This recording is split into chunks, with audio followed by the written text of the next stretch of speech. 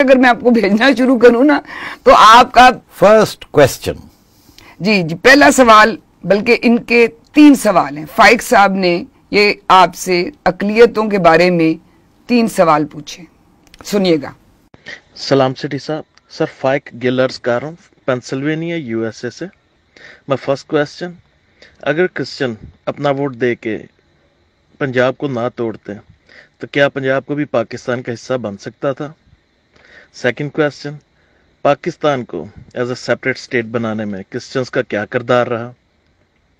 और my third question, अब वक्त नहीं आ गया कि इस रियल गवर्नमेंट को माइनॉरिटीज़ के अगेंस्ट जो उनकी पॉलिसीज़ हैं to keep minorities under pressure and in a constant fears, उसको भी रिव्यू कर लिया जाए?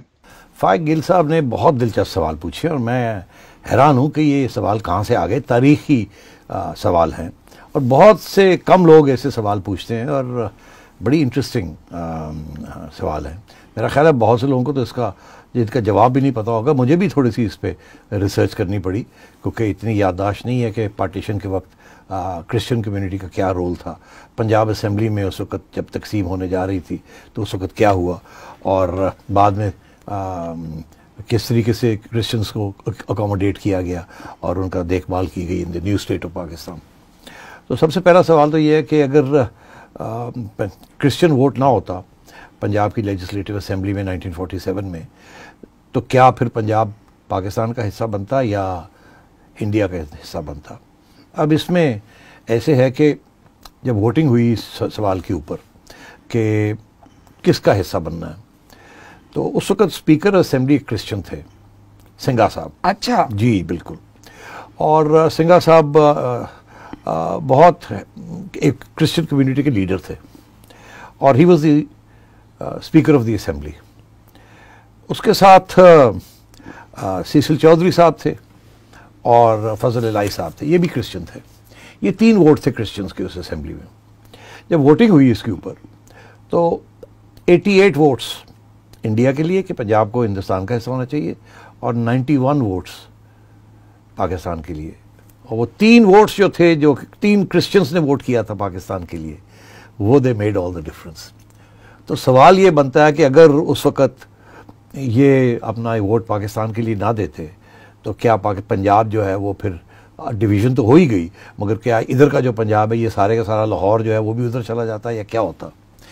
चले वो तो व्हाट इफ का मसला है। मगर दिलचस्प बात यह है कि जब सिंघा साहब असेंबली आ रहे थे उस वोट के लिए तो रास्ते में इनको मास्टर तारा सिंह मिले जो कि सिख कम्युनिटी के रिप्रेजेंटेटिव थे और खड़े होकर उन्होंने असेंबली के अंदर लंबी चौड़ी स्पीच दी। और जब सिंघा साहब ने कहा नहीं तो हम तो वोट डालेंगे पाकिस्तान के लिए, तो उस वक्त जब असेंबली में बात हो रही थी तो इन्होंने अपना किरपान निकाल के और धमकी भी दी कि जी हम कैसे, यहाँ खून हो जाएगा, ये हो जाएगा, वो हो जाएगा। मगर बहरहाल ठंडा कर दिया गया सबको और फिर वोटिंग हुई और these 3 Christians they voted for कि पंजाब पाकिस्तान का हिस्सा होगा, नहीं तो पता नहीं क्या हो सकता था। तो पहली बात तो ये है कि we owe a debt of gratitude to those 3 Christians. Cecil Chaudhry साहब का नाम तो खैर बाद में भी रोशन हुआ। सिंघा साहब भी बहुत बड़े कम्युनिटी लीडर थे, लाहौर की रिहाइश थी उनकी। मुझे तो ऐसे है कि उनके साहिबजादे जो थे वो मेरे साथ स्कूल में थे। अरे जूलियन सिंघा। अब सब माइग्रेट कर गए हैं बिकॉज यहाँ जो ट्रीटमेंट हुई है माइनॉरिटीज़ की that has been not good, मगर उसके ऊपर आते हैं अभी। दूसरी चीज़ ये कि क्रिश्चियन कम्युनिटी के 3-4 इदारे थे। उनमें से एक Christian all India Anglo Indian association थी, फिर एक कैथलिक एसोसिएशन थी, फिर एक ऑल इंडिया क्रिश्चियन एसोसिएशन थी, फिर एक जॉइंट क्रिश्चियन बोर्ड था। इस किस्म के और भी इंस्टीट्यूशंस थी। दे वर ऑल प्रो कायदे आज़म। ये सब ने पाकिस्तान के लिए वोट डाला और उसके लिए जद्दोजहद की बिकॉज ऑफ कायदे आज़म। वो समझते थे ये सेकुलर शख्स है, ये डेमोक्रेटिक शख्स है, ये हमारी प्रोटेक्शन करेंगे। और कायदे आज़म ने भी बड़ी हिमायत की क्रिश्चियन कम्युनिटी की। याद रहे कि डॉन का जो पहला एडिटर था, क्योंकि डॉन अखबार जो है वो कायदे आज़म ने फाउंड की थी, तो डॉन का जो पहला एडिटर था वो पठान जोसेफ, वो ही was the first editor of Dawn. उसको कायदे आज़म साहब ने, वो क्रिश्चियन थे, वो क्रिश्चियन थे इसलिए। और उसके बाद भी एक और क्रिश्चियन बने, वो भी कायदे आज़म ने उनको लगाया था। इसी तरीके के साथ कायदे आज़म की बड़ी दोस्ती थी। जो उस वक्त एम्बेसडर थे इंडिया के इन लंदन, वो भी एक क्रिश्चियन थे, उनके साथ भी बड़ी दोस्ती थी। और जब भी कायदे आज़म वहाँ जाते थे तो उनके साथ बड़ी दोस्ती थी और वो बड़ी हिमायत करते थे कायदे आज़म का जो मौक़िफ़ था। फिर क्रिश्चियंस ने बहुत इंपॉर्टेंट रोल वहाँ, जब नेहरू साहब की रिपोर्ट आई ऑन माइनॉरिटीज़ और किसने क्या होना है और क्या नहीं होना, तो कायदे आज़म ने उसको रिजेक्ट कर दिया था कि किस किस्म की स्टेट बनेगी हिंदुस्तान में। This is before the partition question came up. और कायदे आज़म साहब ने फिर 24 पॉइंट एजेंडा एक दिया था। उस वक्त भी नेहरू साहब को सपोर्ट नहीं किया क्रिश्चियंस के लीडर्स ने, और कायदे आज़म को सपोर्ट किया। तो at every stage Christian community का बहुत बड़ा रोल रहा है in the pre freedom movement and in the movement for Pakistan. जब बाउंड्री कमीशन देख रही थी कि जी कौन सी चीज़ कहाँ होगी, ये इधर होगा, ये इधर होगा, तो उस वक्त भी 2-3 ऐसे इलाके थे जहाँ के क्रिश्चियन कम्युनिटी के लोग खुद पहुँचे, उन्होंने प्रेजेंटेशंस की और वहाँ आर्ग्यू किया कि नहीं, ये जो जगह है ये इधर की नहीं, इधर की नहीं, ये पाकिस्तान का हिस्सा होगी, and so on and so fourth. तो बहुत से इस किस्म के बहुत से एग्जाम्पल्स हैं। और उसके बाद भी, पार्टीशन के बाद भी क्रिश्चियन कम्युनिटी ने बहुत अहम रोल अदा किया। वहाँ आपके पाकिस्तान एयरफोर्स के first chief was a Christian, आपके चीफ जस्टिस जिन्होंने आइन बनाई आपकी, जस्टिस कॉर्नेलियस, वो भी क्रिश्चियन थे। पाकिस्तान के 65 वॉर में आपने बहुत से नाम सुने होंगे ऑफ फाइटर पायलट्स जिन्होंने बहुत अहम रोल अदा किया, एंड सो ऑन। तो मैं ये समझता हूँ कि क्रिश्चियन कम्युनिटी का बहुत इंपॉर्टेंट रोल रहा है in the Pakistan movement and in support of कायदे आज़म। और आखिर में इसी पॉइंट के ऊपर क्रिश्चियन कम्युनिटी का बहुत अहम रोल है in the education system of Pakistan, pre partition and post partition. सब हमारे सियासी लीडर्स जिन्होंने फ्रीडम के लिए लड़े, they were all educated, most of them, और main important ones in Christian institutions. सबसे प्रीमियर इंस्टीट्यूशंस कौन सी थी?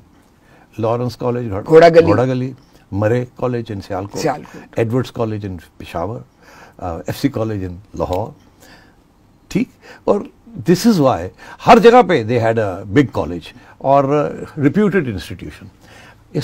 इसके अलावा सबसे इम्पॉर्टेंट डेवलपमेंट ये थी कि क्रिश्चियन कम्युनिटी पहली कम्युनिटी थी जिसने अंग्रेज़ी सीखी, उनके जो लीडर्स थे और उनके जो स्कूल्स थे वहाँ भी जो पढ़ाई जाती थी, क्योंकि वो ब्रिटिश राज के साथ उनका बहुत इम्पोर्टेंट ताल्लुक था। तो इंग्लिश का इस्तेमाल करना और तालीम में क्रिश्चियन लीडर्स जो थे दे वर इन द लीड। और इंग्लिश के साथ और तालीम के साथ और ब्रिटिश राज के साथ जो उनकी वैल्यूज़ थी ऑफ सेकुलरिज्म, डेमोक्रेसी, ये सारी वैल्यूज़ भी उन्होंने इम्बाइब की। तो अगर ऑब्जेक्टिव रेजोल्यूशन जब आया तो उस वक्त सिंघा साहब was the speaker of the Punjab assembly, partition के बाद भी वो रह गए।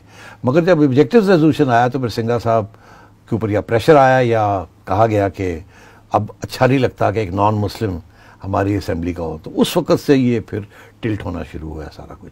सो ही सेड ठीक है, he resigned and then life went on and history became something else. जनाब, आप एक बहुत इंपॉर्टेंट एजुकेशन इंस्टीट्यूशन आपने मिस कर दिया है, औरतों का। हाँ, you are right, Kinnaird College. जी बिल्कुल, थैंक यू। ऑफ कोर्स, हाँ माजरत, आई एम सॉरी, बिल्कुल ज़हन से निकल गया, because canned was a very important institution, अभी भी बहुत इंपॉर्टेंट इंस्टीट्यूशन है। थैंक यू जी, मेरा कॉलेज है जी। अच्छा जी, आपने एक उनका जो लास्ट क्वेश्चन था वो उस पर भी ज़रा आप उनका जवाब दें कि वो कहते हैं कि इस वक्त जो अक़लियतों का हाल है पाकिस्तान के अंदर और जितनी मुसीबतों से वो गुजर रहे हैं, और तो हुकूमत को चाहिए नहीं कि ये ऐसी पॉलिसीज़ अपनी रिव्यू करें ताकि उनके सांस में सांस आए।